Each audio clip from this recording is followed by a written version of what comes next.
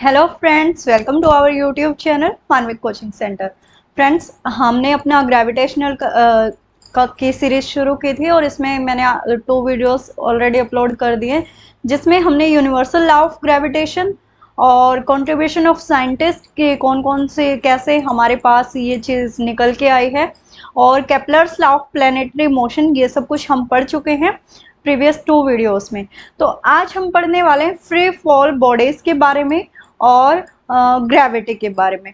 ठीक है, तो चलिए फटाफट से शुरू करते हैं। और जो लोग भी चैनल पे हैं, नए आए हैं, उन सभी को मैं बता दूं कि ये सीरीज चल रही है हमारी एनवीएस के लिए, स्पेशली फॉर एस्टेट की जो लोग हरियाणा से हैं और प्रिपरेशन कर रहे हैं, यहाँ से वेटेज आपको काफ़ी मिल जाएगी। टीजीटी साइंस तो आपका ऑलमोस्ट क्लियर ही हो जाएगा, तो जुड़ जाइए आप फटाफट से हमारे साथ तैयारी में। अभी हम थ्योरी पढ़ेंगे, कंप्लीट थ्योरी मैं आपको नोट से करवाऊंगी। देखिए, अगर हम बोर्ड पे करते हैं तो टाइम ज़्यादा लगता है, इसलिए आपका भी टाइम बचे और मेरा भी, इसलिए हम पहले नोट से पढ़ेंगे फटाफट, फिर एमसीक्यू करेंगे और उसके बाद न्यूमेरिकल्स। क्योंकि एचटेट में अगर पीजीटी लेवल की आप बात करोगे तो पीजीटी फिजिक्स में तो बहुत सारे न्यूमेरिकल देखने को मिलते हैं और टीजीटी फिजिक्स में भी न्यूमेरिकल आते हैं।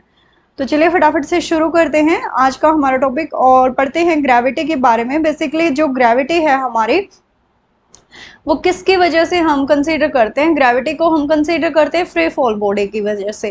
ठीक है, ग्रेविटी है क्या? वो ग्रेविटेशनल फोर्स जो अर्थ लगाती है किसी भी ऑब्जेक्ट पे, उसको नीचे की तरफ अट्रैक्ट करती है, कि किसी भी ऑब्जेक्ट को अपनी तरफ अट्रैक्ट करने के लिए जो फोर्स लगाती है।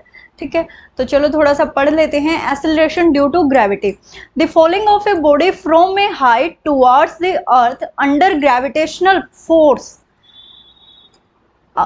under gravitational force of earth, and such a body is called freely falling bodies। देखो, पहले freely falling body की बात हुई है, थोड़ा सा इसको समझते हैं।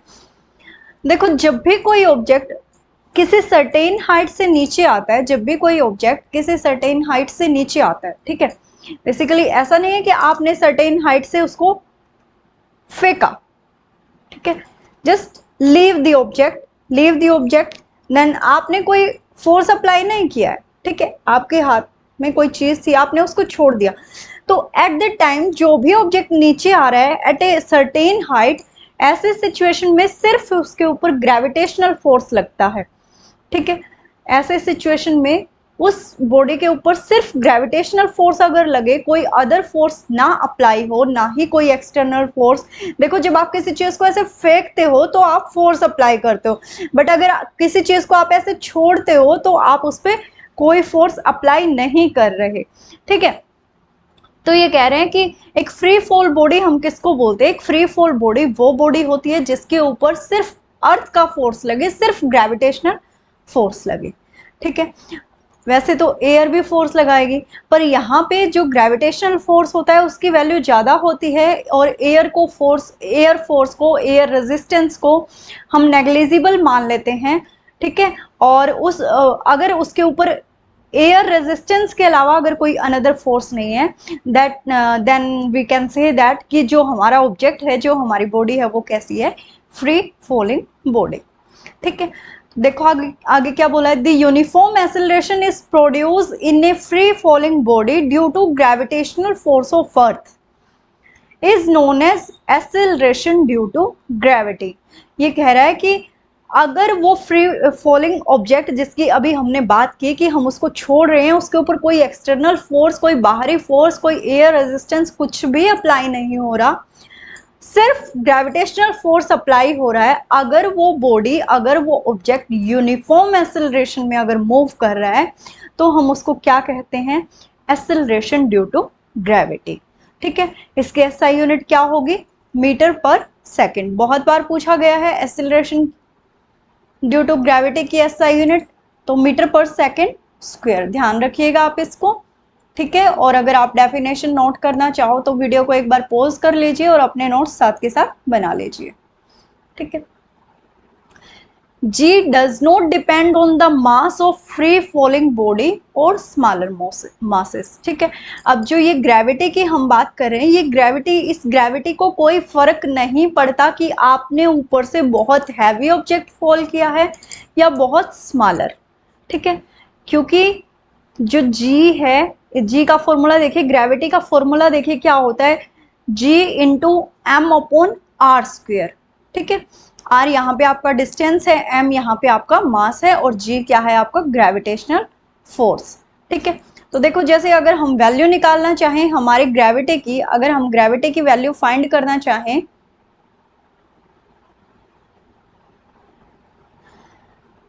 तो हमें ग्रेविटेशनल कांस्टेंट की वैल्यू पता है 6.7 इंटू 10⁻⁻11 न्यूटन मीटर स्क्वायर पर केजी स्क्वायर, है ना। मास ऑफ अर्थ याद कर लीजिए, एनसीईआरटी की बुक में स्पेशली दिया गया है ये। मास ऑफ अर्थ कितना होता है 6 इंटू 10⁻24, रेडियस कितना होगा 6.4 इंटू 10⁻6 मीटर।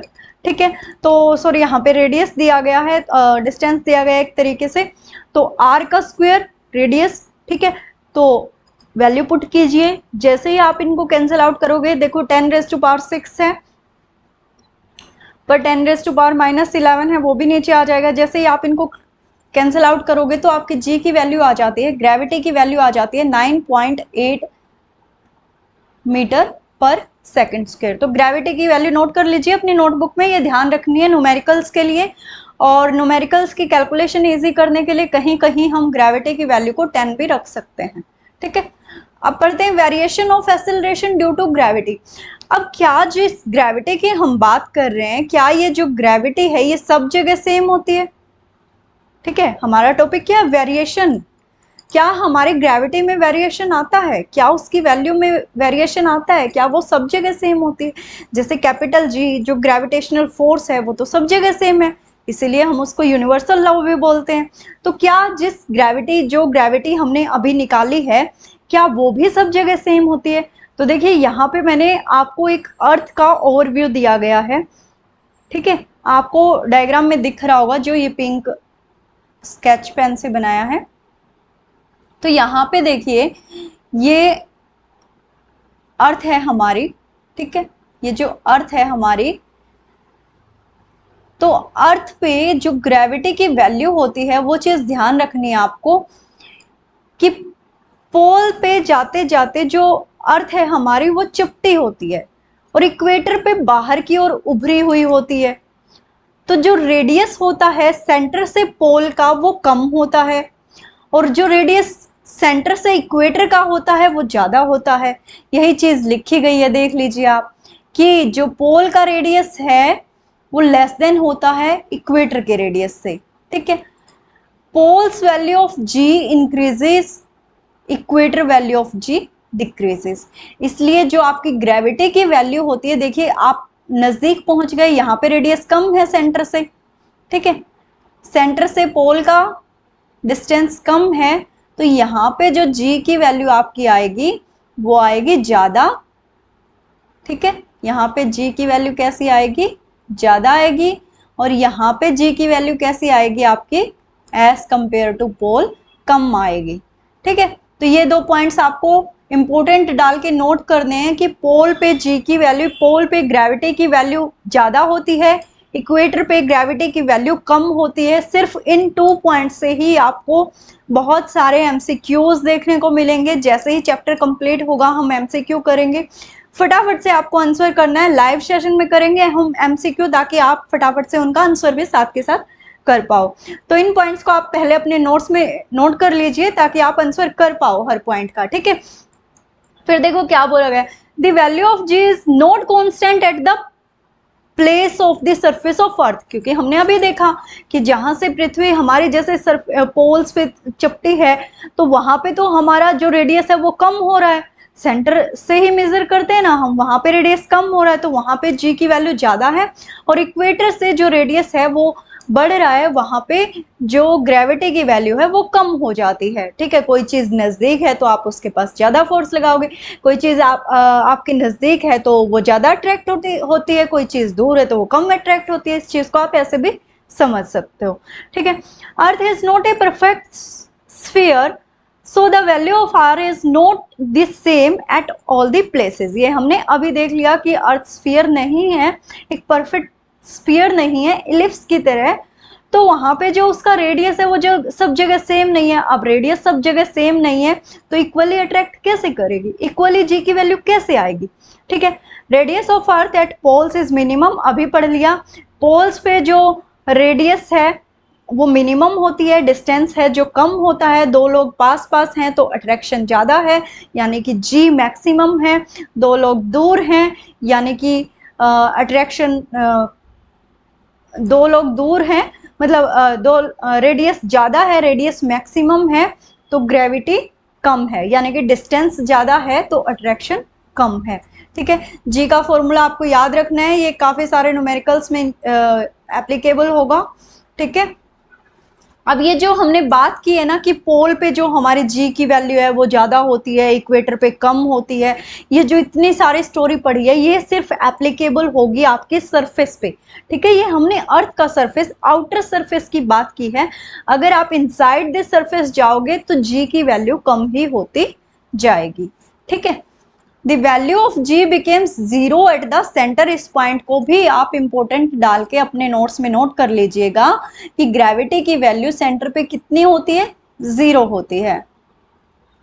अब अगर हम बात करें इक्वेशन ऑफ मोशन की तो फ्री फॉल बॉडीज हमने अभी पढ़ा क्या होती हैं, और इक्वेशन ऑफ मोशंस भी हम पढ़ चुके हैं। U v is equal to u a t, s is equal to u t plus half a t square, v square minus u square is equal to two s. तो अगर हम यहाँ से मोशन ड्यू टू ग्रेविटी निकालें तो acceleration में हमारी value क्या आ जाएगी, जी आ जाएगी, क्योंकि ग्रेविटी की वजह से ही कोई चीज़ नीचे आ रही है, उसमें एक्सेलरेशन हो रहा है, उसमें मोशन हो रही है, उसमें वेलोसिटी हो रही है जनरली। ठीक है, तो यहाँ पे एक ही जगह पे आप जी रखोगे। ठीक है, तो v is equal to u plus g t, और डिस्टेंस, अब किसी चीज सर्टेन हाइट से कोई ऑब्जेक्ट जब नीचे आता है तो उस चीज को हम हाइट में मेजर करते हैं, नॉट द डिस्टेंस। ठीक है, तो यहाँ पे इक्वेशन ऑफ मोशन में जहां हमने s पढ़ा था वहां पे हम पढ़ेंगे h। ठीक है, h is equal to u t plus half g t square, और थर्ड इक्वेशन ऑफ ग्रेविटी हमारी क्या बन जाएगी, v square minus u square two g h. ठीक है, अब ये कह रहा है जैसे ही कोई ऑब्जेक्ट अपवर्ड से मतलब ऊपर से हम नीचे छोड़ते हैं वहां पे जो इनिशियल वेलोसिटी होती है उसकी वो होती है जीरो, जैसे जैसे वो डाउनवर्ड आता है उसकी वेलोसिटी इंक्रीज होती जाती है। ठीक है, अब किसी चीज को आप नीचे से ऊपर फेंको, नीचे से ऊपर फेंकोगे तो आपको कुछ ना कुछ वेलोसिटी, कुछ ना कुछ एनर्जी उसको देनी पड़ेगी, तभी तो वो ऊपर मूव करेगी।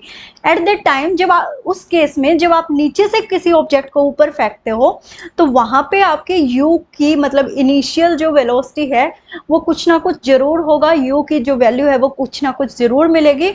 और जैसे ही वो ऑब्जेक्ट ऊपर जाएगा, जितना फोर्स, जितनी एनर्जी, जितनी वेलोसिटी आपने दी है वहां पर पहुंचकर at the point, last point जहां से वो वापस फॉल होता है, एट दैट पॉइंट v की वैल्यू क्या हो जाती है, वापस से जीरो हो जाती है।